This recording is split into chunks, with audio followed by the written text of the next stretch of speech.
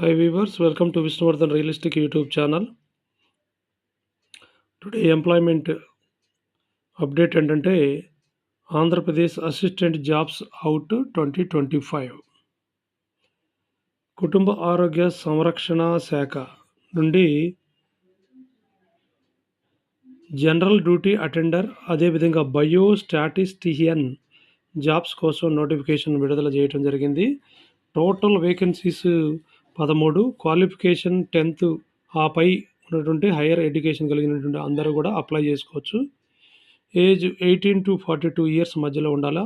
Job nature contract are outsourcing విధానంలో selection చేస్తారు.